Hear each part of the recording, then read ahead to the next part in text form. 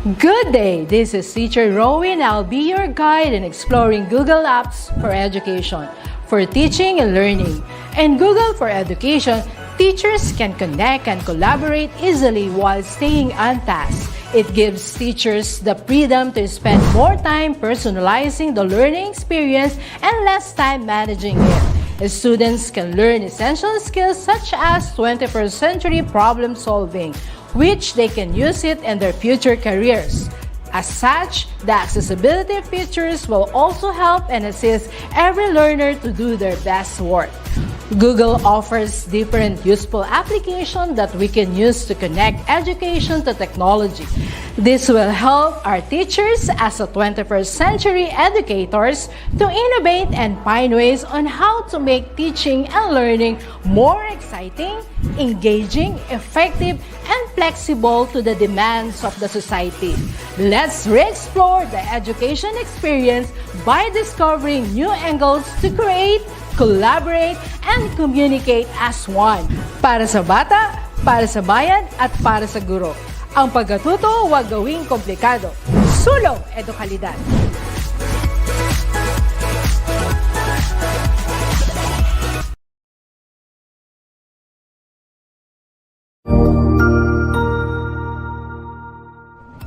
Magandang araw, Sir Wilbur po, at your service. Narito ang ETUlay upang gabayan ka sa inyong pag-aaral upang lubos na maunawaan ang iba't ibang paksa o subject. Ang ETUlay ay isang free online tutorial class na pinangungunahan ng ICT's Educational Technology Unit sa pamumuno ni Undersecretary Elaine Del B. Pascua. Ang programang ito ay hindi lamang para sa mga bata, kundi ito rin ay magsisilbing gabay sa mga magulang at mga guro kung paano nila ituturo o gagabayan sa bawat asignatura ang kanilang mga anak o mga estudyante. Sa kasalukuyan, ang self-learning module mula sa rehiyon ng Calabarzon at kilala sa tawag na pivot ang ginagamit sa ating ETUlay online class. Kaya ano pang hinihintay ninyo? Ihanda na ang inyong mga ballpen o lapis, papel o kwaderno at samahan kaming itulay ang pagkatuto para sa bawat batang Pilipino. Sama-sama tayong magtutulungan para malampasan ang mga hamon sa panahong ito. Halina't matuto kasama ang inyong online tutor sa oras na ito.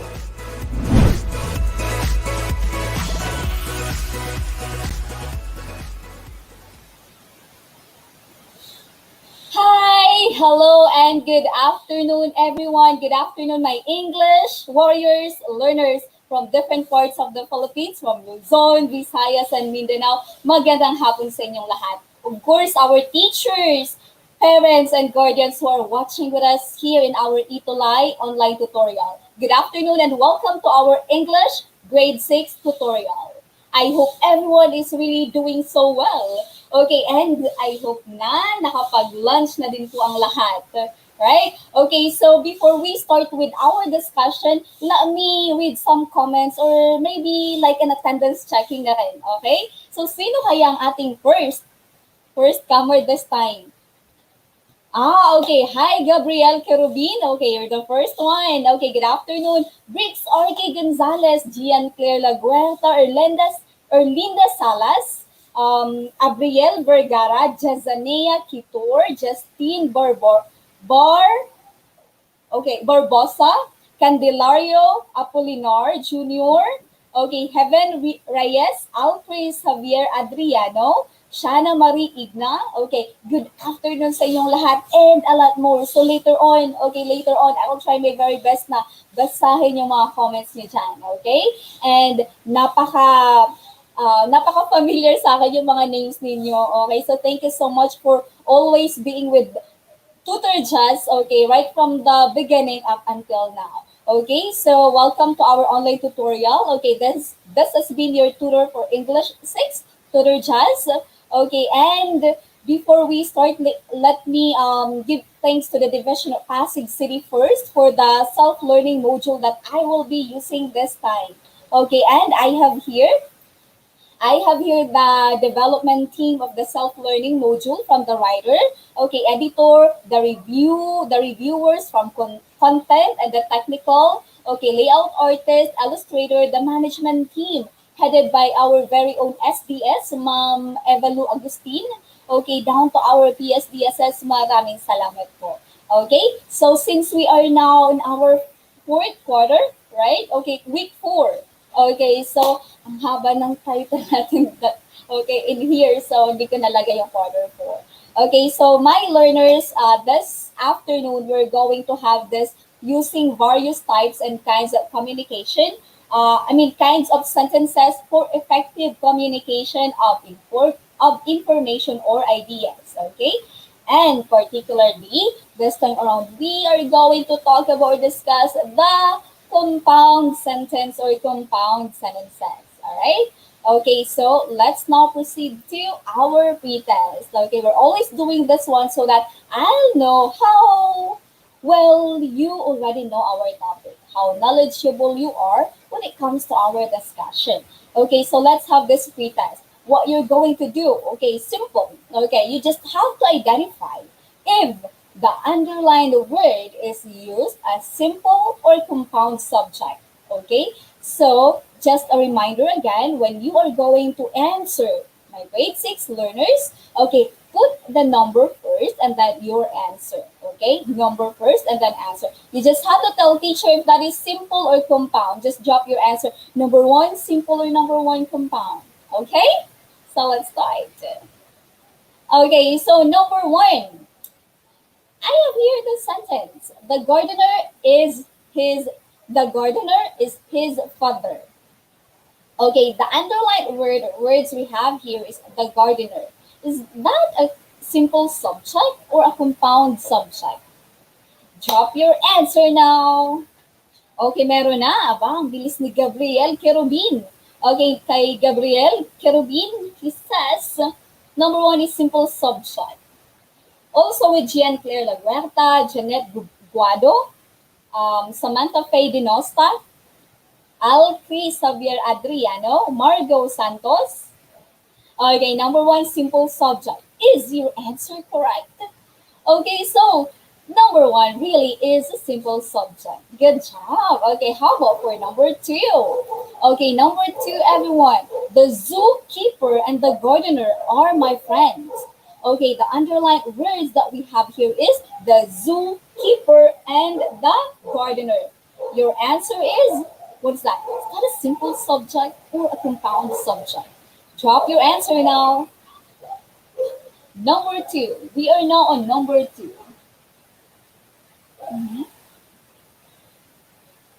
Okay, number 2. Kinda Faye, how do you say it? Ganella. No, it's not composed. Okay, compound subject. Same with Alfred Javier Adriano, Brits Archie Gonzalez, Erlinda Salas, Jean Claire Laguerta, Mark Joshua Santos, David James Ngislawan, Maria Cristina Manlapaz, Marlon Castro, Akisha Ariola, Mark Joshua Manlapa Santos, Rose Ann Duksa. Ang sagot po ninyo ay compound subject and that is correct. Okay, right? Okay. Very very familiar na kayo when talking about simple or compound subject, which is good. Okay, compound subject for number 2. Okay, next, number 3. Evan will play an instrument. The underlined word that we have here is Evan.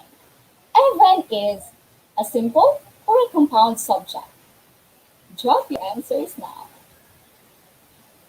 Okay, number 3. Don't forget to put the number. Okay, number 3. Samantha Faye Dinosta, number 3, simple subject. Gabriel Kerubin, simple subject. Akisha Ariola, Precious Itoriaga, Mark Joshua Manlapa Santos, simple subject. Heaven Reyes, David James Nislawan. Bricks Archie, Alcris Adriano, very good. Okay, tingnan po natin. Number 3 is, wow, definitely a simple subject. Right? So, going forward, number 4. Eldridge, his cousins, and their friends will visit tonight. Right? Okay, is this simple or compound subject? Look at the underlined words that I have here. What's that? Is that a simple one? Is that a simple subject or a compound subject?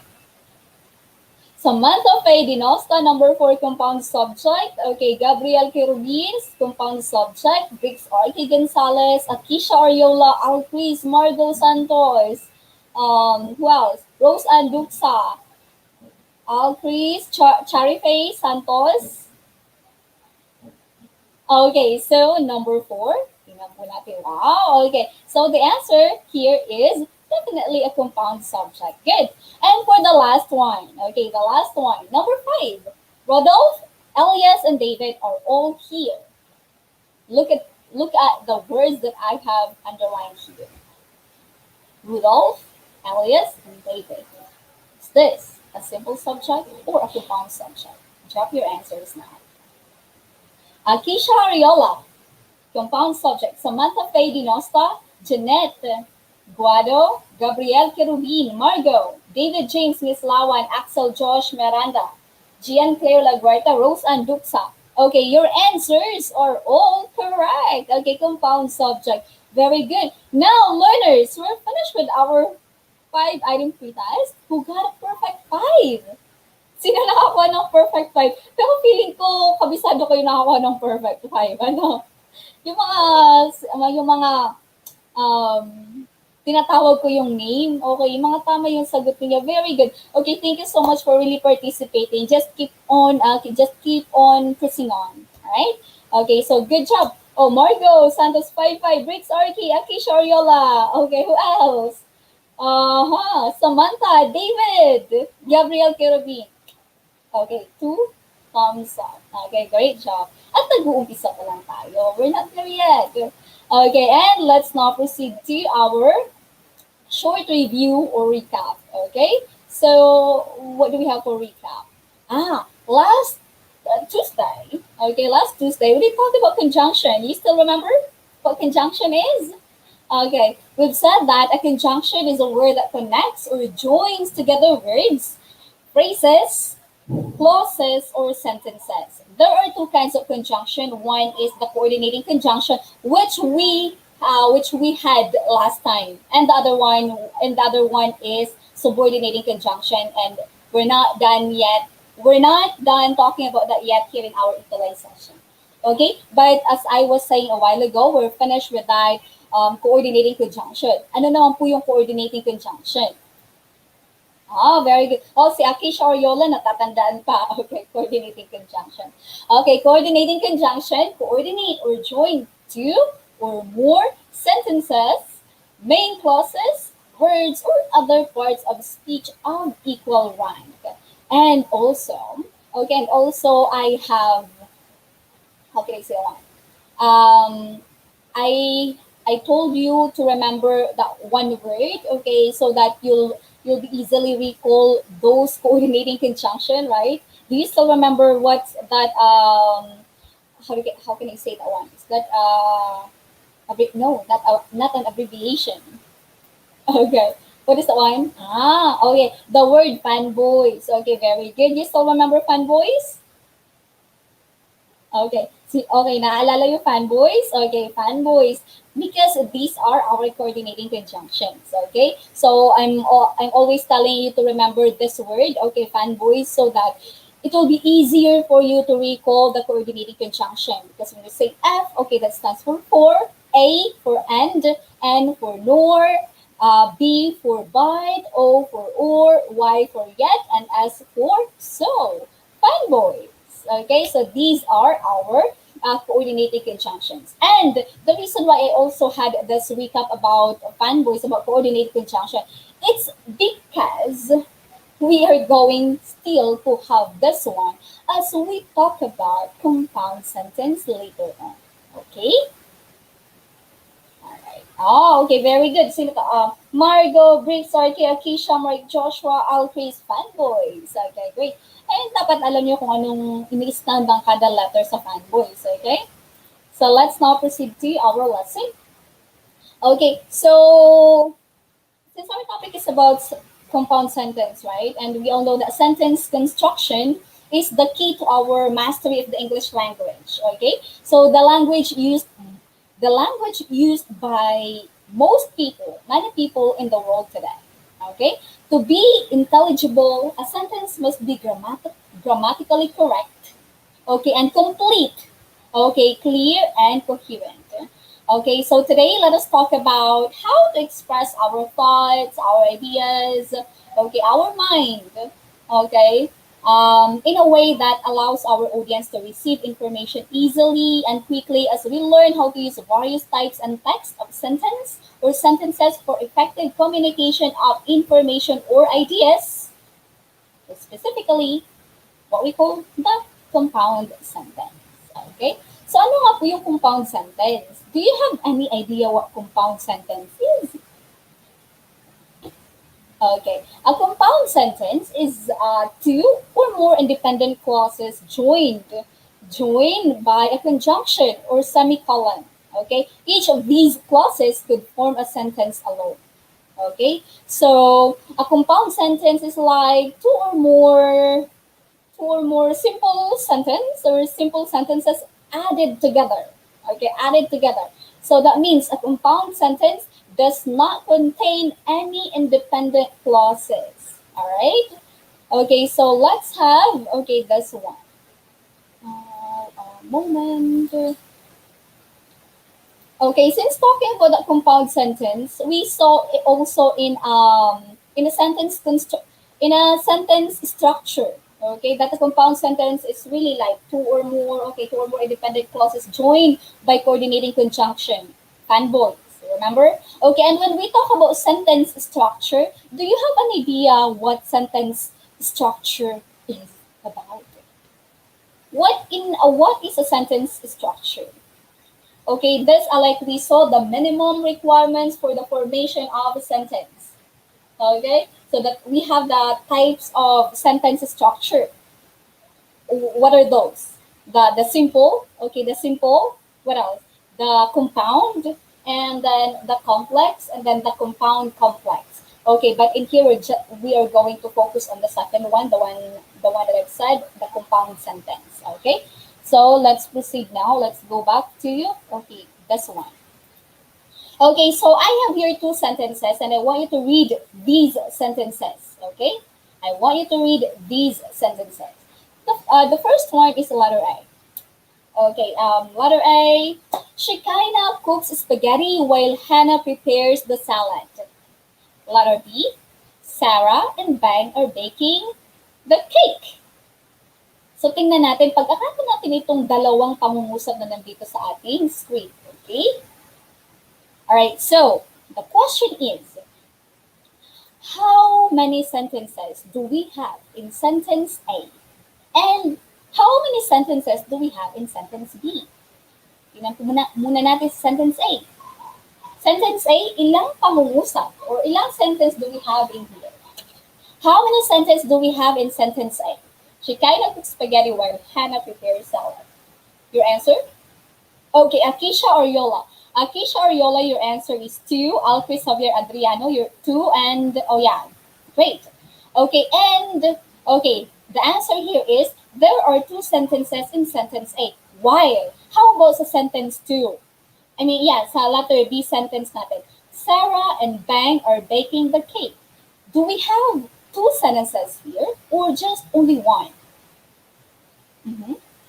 Okay, Tyrone El Diezmo, B1. Akisha Yola, B1. Wow. Okay, so to make it short, there are just 2 sentences in sentence A. Why? Only 1 sentence in sentence B. Very good. Okay, nakakasabay. Good job. Okay, next. Next question is, how many subjects o subjects na tayo ha? How many subjects do we have in sentence A? And what are they? Okay, let's identify the subject. Letter A muna tayo. The question is, how many subjects do we have in sentence A? And what are they? Okay, sentence A. She kinda cooks, or what is the one? She kinda cooks spaghetti while Hannah prepares the salad. Ilang subject? Margot, Alquist, okay, 2. Okay, and the correct answer is 2. There are 2 subjects in sentence A. Okay, and what are those? And what are they? Ano yung mga subjects? Sige nga po. O, tama yung sagot po ninyo. 2. That's right. But what are they? What are the subjects? We have, okay, Shekinah and Hannah. Okay, so that's great. Next question for you is, how many actions or activities do we have in sentence A? How many actions or activities do we have in sentence A? Are they the same? Like, are they the same action? Okay, Briggs, Orky, Gonzalez, 2. Okay, 2. Ano po yun? What are those 2? Tama yun. 2 2 activities. Samantha Faye Dinosta, Briggs, Orky, Gonzalez, Josephine Maniego, Axel Josh Miranda, 2. Okay, so there are 2 actions or activities in sentence A. These are what? These are cooks and prepares. Cooks and prepares, they are not the same. Okay, they are not the same. Okay, great. Right. Okay, next po, number 4. How many subjects do we have in sentence B? How about do sa sentence B natin? How many subjects do we have in sentence B, and how many predicate? We pronounce it predicate, or some say predicate. Okay? Let's have that one. Letter B na po tayo, no? Sentence B na po. Okay, 2. Ilan yung subject? Wait.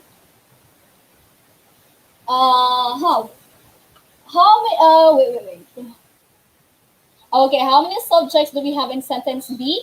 Sarah and Ben are baking the class. Oh, okay. There are 2 subjects in sentence B. Tama na naman yung sagot niya. Great. Okay, so, ano po iyon? Okay? Ano po iyon? Ano yung subject natin? Si Sarah and si Ben. Okay? And it is called a compound subject. Just like what you had in our pretest. You have identified if the subject that we had there was like simple subject or a compound subject.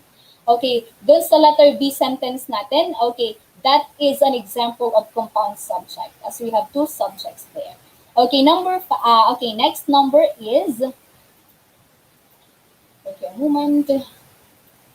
Okay, next is, which do you think is a simple sentence and why? Dun sa dalawang pangungusap, which one is the simple sentence and why? Is that sentence A or sentence B?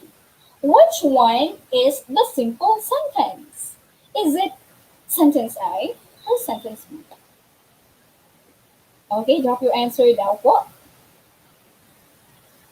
Okay, Akisha Oriola, letter A is the simple sentence doon. Okay, so sentence B. Okay, sentence B is an example of a simple sentence. Why? Because it consists of only one independent clause that has a subject and a verb and expresses a complete thought. Okay, an independent clause can stand alone as a complete idea. So that means from letter A, sentence A to sentence B, our simple sentence there is letter B. Okay, sentence B. All right. Okay, going forward. Okay, so in here, I want you to study this sentence. Okay, study this sentence, everyone. Okay, eyes on the screen. Okay, study the sentence. Let's read it all together. Sleep early or you will not be able to wake up at 4 a.m. Okay? Sleep early or you will not be able to wake up at 4 a.m. Okay? So, nakita na? Nabasa na po? Okay. So the question is, how many simple sentences do we have in the example? How many simple sentences do we have in the example? Sleep early. You will not be able to wake up at 4 a.m. How many simple? Alcris, Adriano, 2. Very good. There are 2 simple sentences in a sentence. Great. Okay, and what word? How about this one? What word did we use to join these sentences? Meron tayong 2 sentences, no? Simple sentence doon sa sentence na binigay ko. Then, What word did we use to join these sentences? And what do we call this word? Ano yung word na ginamit natin to join? Okay, to join the two sentences. Oh, very good. Ang daming sumasagot ng tama. Great, great. Okay, so David, Akisha, Art, Alcris, Margot, Alcris, Akisha, Gian Claire, Maricar, David James, Annie, or. Okay, so ang word ay or. Tama po yan. And what do we call that or? What do we call that or? Yung or na yon, anong tawag natin doon? Is that a subject? Is that a verb? Or what? Very good, Akisha Ariola. Okay, so that is a conjunction. Okay, coordinating conjunction. Oh, great. Okay, so the word that we used to join the two sentences, okay, was or, and then this or is called coordinating conjunction or conjunction.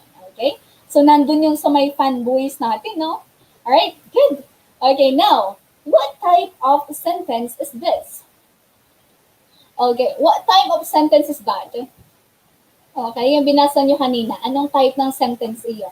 Is that a simple sentence, a compound sentence, a complex sentence, a compound complex one? Masagot ay? Okay, compound sentence. Okay, great, compound sentence. Okay, so, to going back, somewhat wrap it up. Alright? A compound sentence is made up of two simple sentences or two more independent clauses joined by a conjunction. Okay? A great way to remember conjunction is fanboys. Okay? Just like what I'm always telling you, fanboys, so remember this one when we talked about coordinating conjunction. Okay? And coordinating conjunction still has to do when we're talking about compound sentence. Okay? Because these are the words that we are going to use so that we can combine two sentences together. We can add two sentences together. Okay, we can join two sentences together. Okay, using this conjunction. So always remember that one. Okay, so we need that conjunction. Okay, in making and writing compound sentences. Okay. Hi, Kimby, Pete, watching from Esperanza Elementary School, Aurora, Isabela. Okay. Hi, good afternoon, everyone. All right, so next one is here. Okay, fine words. Okay. F, for. If you're going to use a for, okay, this is when you are going to talk about for reasons. Okay, reasons. A, and addition or next action, and nor, not one or the other. Okay, these for but, contrasting and unexpected results. O, or choices and conditions. All right. Y, yet, contrasting and unexpected results. And S, and oh, wait a minute. S, it's not or. Okay. Okay, S is so. Okay, S is for so. All right, so now let's move on to our another example. Oh, hi, Rix, RK Gonzalez watching from Malipampang Elementary School, San Ildefonso, South District of Bulacan. Okay, good afternoon.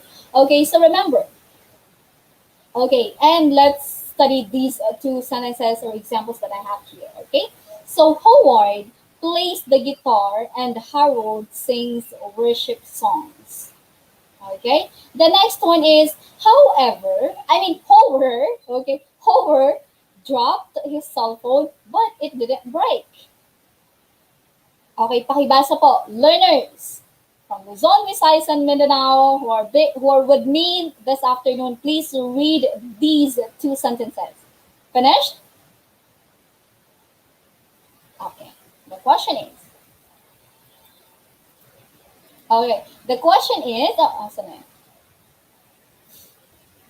itong dalawang sentence na to, is it like a simple sentence or a compound sentence?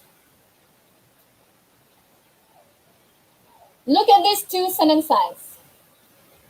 Is this an example of simple sentence or a compound sentence? Okay, so learners, please drop your answer. Teacher is asking you. Oh, Alcris, Adriano, compound sentence, tama po. Okay, so first sentence natin, ano yung conjunction na ginamit natin? What word did we use to connect or to join or to add these two sentences together to make it one? Okay, Sa first sentence natin, ano yung word na ginamit? Oh, Akisha or Yola, that is N. Very good. How about for number 2? Howard dropped his cell phone, but it didn't break. Is this a simple or a compound sentence? Is it a simple or compound sentence? Number 2, second sentence, simple sentence or compound? Okay, so the second sentence is still a compound one, and we use the conjunction but, okay, to join these two sentences, okay, to make it one, to make it a compound sentence. Great job.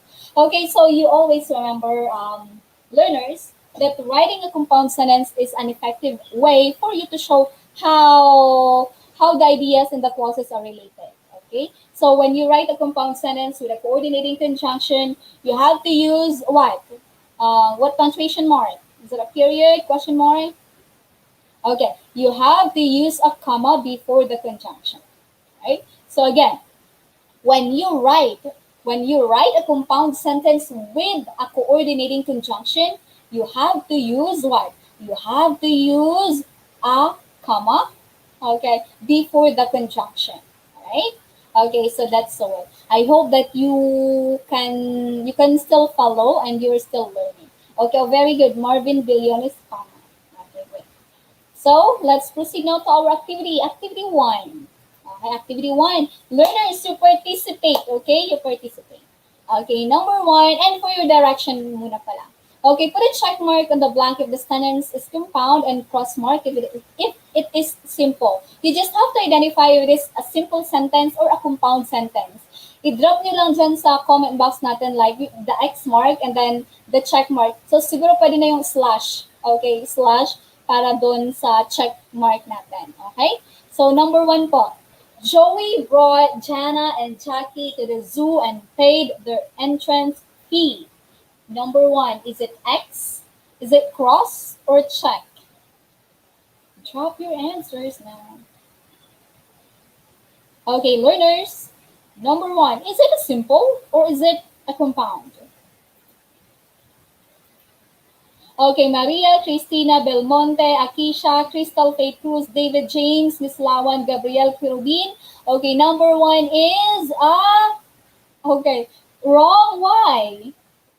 Okay, Joey, let's see, Joey brought Jana and Jackie to the, oh no, what's with this? Okay, is it really a cross mark or it's really a check mark? What do you think? Okay, Jamie, Mark Joshua, Briggs. Oh, tingnan ko muna yung explanation. Okay, Crystal Faith Cruz, Briggs Arky Gonzalez, okay, Marvin Gillones, Batuay po. Althea Nicole Bayani. David James Nislawan. Doesn't have a comma. Okay. Oh, IX pala po. Okay, Akisha Ariola. Okay, the teacher is asking you, my learners, like, why is it like X? Okay, walang ano? Alexander Ray De Leon, X. Okay, X. Okay, kasi, yung second sentence natin ay, Marvin Villones, because it can stand alone, or it doesn't consist of complete thought or idea. Tama yun. Saan? Is it the first sentence or the second one? Okay. X, why? Because of the, asa na yun? Okay, you look at the sentence, dun sa may clause, a phrase, okay, after our conjunction. Our conjunction here is and, right? Okay, so paid their entrance fee. Is that, Marvin Villones, second sentence. Okay, paid their entrance fee. How can I say that line? Complete sentence ba yun? Can stand alone? Can stand alone? No, right? Okay, paid their entrance fee. Okay, because the second phrase after the word is not a sentence. Oh, very good. Althea Nicole Bayani. Right. Okay, nakita ko talaga nagpa-participate. Okay, so good job. Okay, so that's okay. That's the reason why it's X because of the of the phrase after the conjunction. Right? Okay, next one po. Move on na tayo? Oh, very good. Kasi nakikita ko na naiintindihan or naunawaan na ninyo yun. Okay, number 2. Veda is the muse of our basketball team and her sister is the muse of our volleyball team. Number 2, is it a cross mark or a check mark? What is your answer? Okay, what is your answer?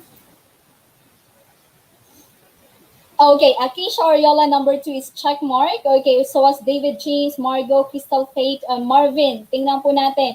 Okay, number 2 definitely is a check mark. Good job. Okay, so the conjunction that we use is and the two sentences are both, a simple sentence. They can stand alone. Okay, next, number 3, everyone. Michael. Michael finished his project and passed it on time. Michael finished his project and passed it on time. Is it cross mark or check mark? Drop your answer now. Number 3, Crystal Fate Cruz X 12. Number 3 na. Talagyan nyo ng numbering ha, para alam po. Akisha Ariola, Marvin Billiones, cross mark. And Bricks Arke Gonzalez, cross mark. The correct answer is cross mark. Okay, so cross mark. Next one. Number 4. Number 4 po. Obey the rules or you'll be punished. Obey the rules or you'll be punished. Okay, number 4. What is the answer? Number 4. Is it a check mark or is it a check or a cross mark? Crystal Fate Cruz, GD Adon, Margot, hindi pala si Margot, si check. Axel, David, cross. May mga cross, may mga check. Kay Alchris, check mark. Tingnan po natin. O tingnan nyo ha. Ano yung conjunction na ginamit natin dito? Or. Di ba? Or. So, meron tayo dito. The first sentence that we have is obey the rules. Yung obey the rules ba can stand alone? I would say, you will be punished. Can stand alone? Okay. So, you decide. Number 4, is it a check mark or a cross mark? Okay, so mix talaga. So, tingnan po natin ha. Okay, so number 4 is check mark. Okay, di ba can stand alone yun? You obey the rules. Okay, obey the rules. And then, you will be punished. See? Okay, and the conjunction that we have used here is or. Okay, good. Great. Now, let's move on to, let's move on. It's so hot here. Ang init today, no? Okay, number 5 po. Okay, number 5. Aizol and Ella joined the contest. Aizol and Ella joined the contest. How about for number 5? Is it a check mark or a cross mark? What is your answer? Tingnan nyo, anong conjunction meron tayo dito sa pangungusap? And. Okay, before the and, we have Aizol and Ella. Is that a compound one or just a simple? So this time around, pare-pareho na kayo ng sagot. Okay, number 5. Ang sagot niya nakikita ko dito, lahat ay cross mark. Great. Okay, Axel, Heaven, Gian Claire, Mark Joseph. Very good. Okay, number 5 is a cross mark. Great. Sino nakakuha ng perfect 5 for our activity 1? You deserve a good job, tap on your shoulder. Very good. Okay, and we're not done yet because we still have activity 2. Sa activity 2 natin, the direction is this. You have to write a correct conjunction in the blank. This time around, you have to choose from the fanboys. Okay, choose from the fanboys. Kung ano yung appropriate ilagay dito sa pangungusap natin. Okay? Okay, so number 1. Okay, move forward na tayo. Activity 2 na tayo. Number 1, you have to come early, blank, you will be marked late. Or, okay, Art, Joseph Avenido, or Marvin Billiones, or Akisha, or David, or Heaven, or Maria Cristina Belmonte, or okay, and the correct answer is okay, or you have to come early or you will be marked late. Okay, great. Oh, I'm sorry, can you still hear me? Okay. May maingay na background. I'm so sorry for that, but I hope that you can still hear me. Okay, next, number 2. I am a Filipino, blank, I am willing to die for my country. I am a Filipino, blank, I am willing to die for my country. What is the coordinating conjunction that we are going to use here? Number 2, Renz, Andre, but, Tyrone, wait.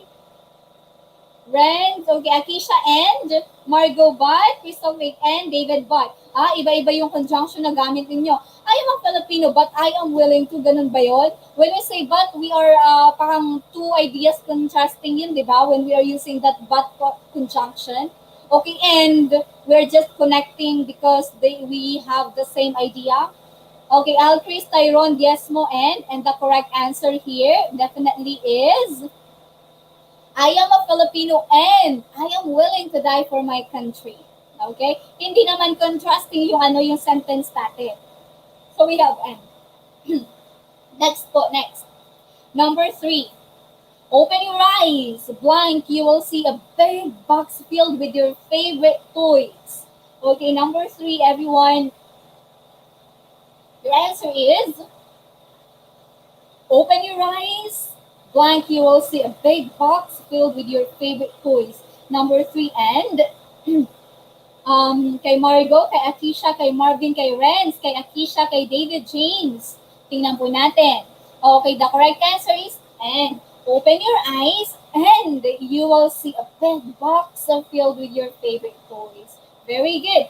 Next one, number 4. Okay. Children should not drink 8 glasses of water daily. Blank, they will not get constipated. Children should drink 8 glasses of water daily. Blank, they will not get constipated. Number 4, my grade 6 learners. What is this? What is your answer?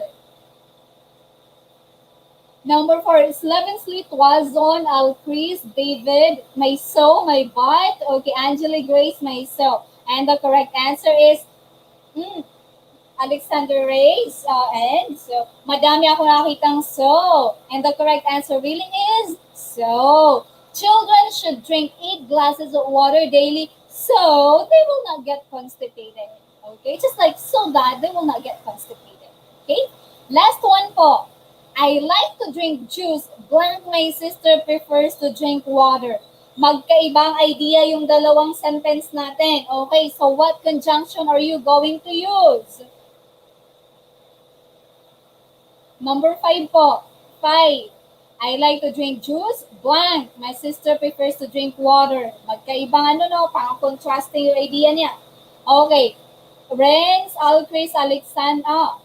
Alcris, Briggs, Angeli, Margot, Gabrielle, Jean Claire, Heaven, Mark Joshua, but.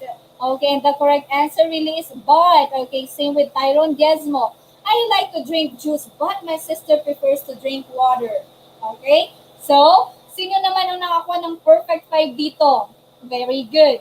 Okay, and let's now proceed to our wrap-up. Okay, what is a compound sentence again, everyone? What is a compound sentence again? Okay, so compound sentence is 2 or more what? 2 or more independent clauses joined by a coordinating conjunction or semicolon. Okay, so a compound sentence is like 2 or more simple sentences added together using the coordinating conjunction. Okay, that is a compound sentence. And what is the difference between a simple and a compound sentence? What is the difference between the two? Okay. Good afternoon, watching from Diana Elementary School, Samantha Blasi. Okay. Compound sentence is 2 or more simple sentence combined. Okay, but how about this difference ng simple and compound? Okay. Alright, so what it as a simple, okay, simple sentence, what is the one? Okay, come on. Tingnan ko nga po yung mga sagot ninyo. Okay, so the difference between simple and compound sentence, that a simple sentence contains only one independent clause, while a compound sentence contains more than one. Okay, so that is just so basic. You just always remember that. Okay, so put it in another way, like a simple sentence contains a subject and a predicate, and a compound sentence contains more than one subject and more than one predicate. Okay, and let's proceed now to our valuing part. Okay, so this is okay. You together with teacher Jazz. Let's read this together. Okay, so from time to time we face problems and challenges in life, right?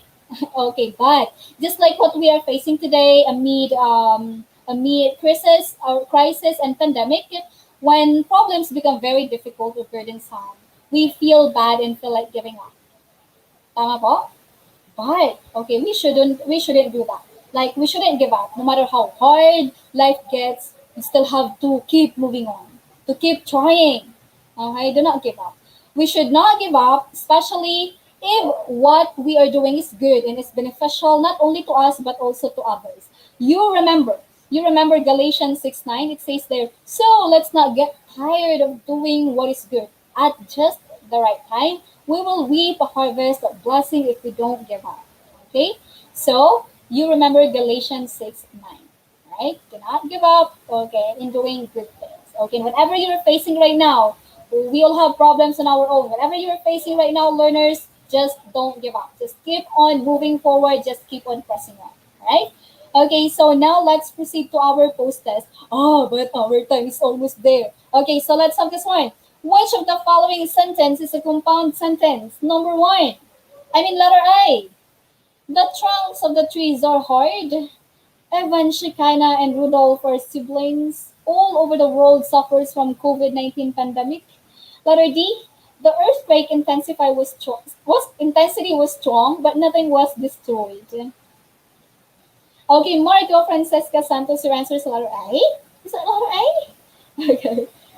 Letter D. Sorry pala, letter D. Okay, Tyron Diaz mo, letter D. Okay, letter D ang masagot. Tingnan po natin. Okay, and the correct answer really is letter D. Very good. Okay, the earthquake intensity was strong but nothing was destroyed. Next, what conjunction should use between these two simple sentences to make it a compound sentence? Anna tried her best, blank. She did not make it to the final round. Is it and, but, so, and for? Number two.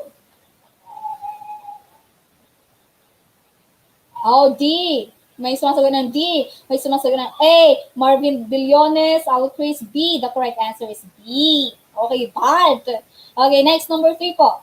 Select the independent clause in this sentence. Okay, until midnight, she stayed at the party because she liked it. Ano yung independent clause dito sa sentence na to? Is it until midnight? Because she liked it, she stayed at the party, or both B and C? Number three, your answer is, okay, may sumasagot ang C. Okay, from Margo Santos. Okay, and letter C is really correct. She stayed at the party. That is the independent clause in this sentence. Okay? Number four. Which of the following sentences is not a compound sentence? Our parents have taken care of us. Teachers will attend seminars through Zoom this time. Is it Zoom? Yeah, Zoom this morning, and they will make worksheets in the evening. John will save money so he can buy gifts for Christmas. Our friends and neighbors come, but it seldom happens.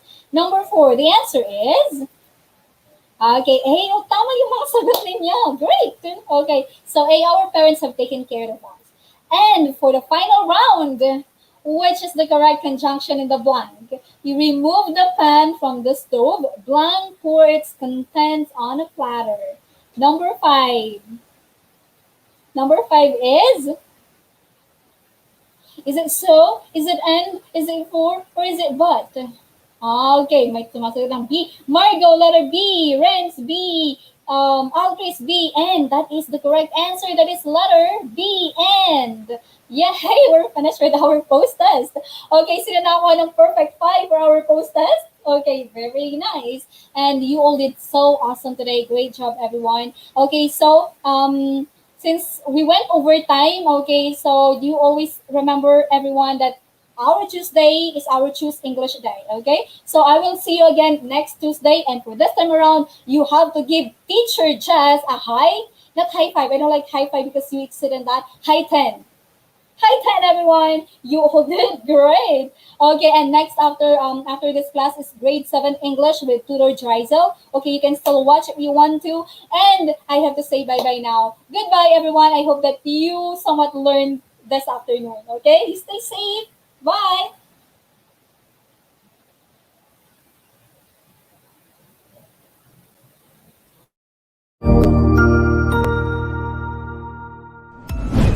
Sigurado ako na marami ka na namang natutuhan sa ating ETUlay tutorial session ngayong araw. Tandaan, ito ay hindi lamang para sa ating mga mag-aaral, kundi pati rin sa ating mga minamahal na guro at mga magulang na kaagapay natin para maituloy ang pagkatuto sa kabila ng nararanasang pandemya. Patuloy ding sumubaybay sa DepEd TV para sa mga araling ginawang video episodes. Mapapanood ito mula Lunes hanggang Sabado, alas 7 ng umaga hanggang alas 7 ng gabi sa inyong mga telebisyon. Abangan bukas mula 1:00 ng tanghali ang iba pang aralin sa ating ETUlay free online tutorial session sa Filipino. I-like and subscribe at manatiling nakasubaybay sa ating ETUlay tutorial session sa DepEd Edtech Unit FB page at Educational Technology Unit channel sa YouTube at sa DepEd Tayo at DepEd Philippines social media accounts. Paalam!